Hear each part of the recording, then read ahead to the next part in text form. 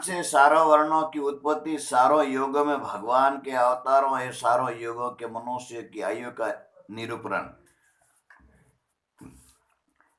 सूजी बोले, सोनक अव्यक्त जन्मा ब्रह्मा के मध्यान्ह काल आने पर साक्षुष संतर मनवंतर में बड़ा भारी संजावत आया, यहाँ तक कि उसके प्रभाव से हिमालय पर्वत भी कांपने लगा। इससे प्राय सृष्टि के अधिकांश प्राणियों का विनाश हो गया। सप्तद्वीपा वसुमती और समुद्र जलमय हो गए। बस उत्तर दिशा स्थित लोकालोक पर्वत मात्र शेष रह गया। मुने मनवंतर के लय होने पर संपूर्ण भूमि का लय हो गया। 1000 वर्ष तक पृथ्वी जल के मध्य में स्थित रही। तब भगवान विष्णु ने शंकर तथा ब्रह्मा के साथ आकाश में शिशुमार शक्कर को स्थित किया और सभी नक्षत्र मंडल तथा ग्रहों को पूर्ववर्त यथा स्थान स्थित किया। उन ज्योतिष शक्रों के द्वारा पृथ्वी का जल सूख गया और पृथ्वी भी सुस्थिर हो गई। 1 अयुत वर्ष बीतने के पश्चात पृथ्वी स्थल के रूप में दिखाई दी। तब भगवान ब्रह्मा ने अपने मुख से महामनीषी एवं सर्वविधा विशारद दिरिजराज सोम को उत्पन्न किया। दोनों भुजाओं से महाबलशाली राजनीति में पारंगत क्षत्रिय राज सूर्य को उत्पन्न किया तथा उरुओं से सरिताओं के पति रत्नाकर वैश्य राज समुद्र को उत्पन्न किया। पैरों से कला विशारद शास्त्रविद कर्म करने वाले उत्तम विश्व के रचयिता शूद्र राज दक्ष को उत्पन्न किया। सोम से ब्राह्मणों, सूर्य से क्षत्रियों, समुद्र से सभी वैश्यों और दक्ष से शूद्रों की उत्पत्ति हुई। सूर्य मंडल से सवे वेवस्वत मनु उत्पन्न हुए। उनका सभी प्राणियों पर राज्य हुआ। विषव रूप भगवान विष्णु पूर्वाधर से तथा वामन प्राधर से उत्पन्न हुए। सतयुग में जो भगवान सनातन विष्णु स्वरूप में अवतार लेते हैं वे बाल स्वरूप रहते थे, बाल स्वरूप में रहते हैं।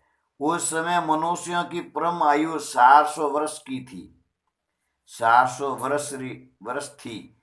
त्रेता में युवावस्था प्राप्त श्री हरि पूर्वाधर से अवतरित हुए। इस योग में मनुष्य की परम आयु 300 वर्ष थी। द्वापर में वार्धक्य भाव प्राप्त देव श्री हरि हुए। इस समय मनुष्य की आयु 200 वर्ष थी। कलयुग में विश्व रूप भगवान मरण धर्म रूप में थे और धर्मशील व्यक्तियों की परम आयु 100 वर्ष हो गई। ब्रह्मा के प्राद्र में जब वामन का अवतार हुआ तब वे भगवान विष्णु इंद्र के अनुज वामन बने। वे 4 भुजाधारी श्याम वर्ण एवं गरुड़ के ऊपर विराजमान थे। विश्व रूप के हित के लिए ये त्रिगुणी बने। सतयुग में वामन के अर्धे भाग से साक्षात श्री त्रियुगी नारायण सवेत रूप हरि हंस नाम से उत्पन्न हुआ। त्रेता में भगवान यज्ञ रक्त रूप धारण कर उत्पन्न हुए। द्वापर में स्वर्ग श्रवण गर्भ हरि पीतवर्ण रूप में उत्पन्न हुए। द्वापर युग की संध्या में कलयुग के आने पर द्वापर युग की संध्या में कलयुग के आने पर विष्णु की तथा वामन की सभी कलाओं के एकीभूत होने पर साक्षात विष्णु देवकी के गर्भ से वसुदेव के घर मथुरा में उत्पन्न हुए। ब्रह्मा आदि ने सनातन ब्रह्म की स्तुति की। उस समय प्रसन्न हो भगवान ने देवताओं से यह कहा, देवगणों, देवों के हित और दैत्यों के विनाश के लिए मैं कलयुग में उत्पन्न होऊंगा। और कलयुग में भूतल पर स्थित सूक्ष्म रमणीय दिव्य वृंदावन में रहस्य में एकांत क्रीड़ा करूंगा।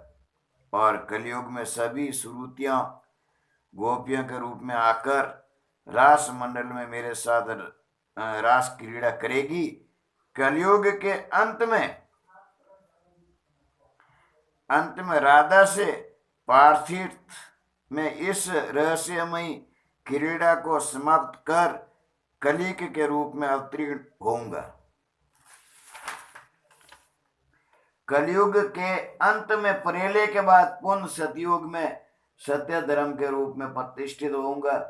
यह सुनकर देवगण वही अंतर्लीन हो गए। मैंने इस प्रकार युग युग में भगवान श्री हरि की क्रीड़ाएं होती रहती हैं। विश्व व्यापक भगवान के इस रहस्य को विष्णु भक्त ही जानते हैं। विष्णु की इच्छा के अनुसार ही सनातनी विष्णु माया विविध लोकों की रचना कर महाकाली को संपूर्ण सरासर विश्व को कावलित कर महागौरी के रूप में हो जाएगी। बोलिए श्यावर रामचंद्र जी की जय।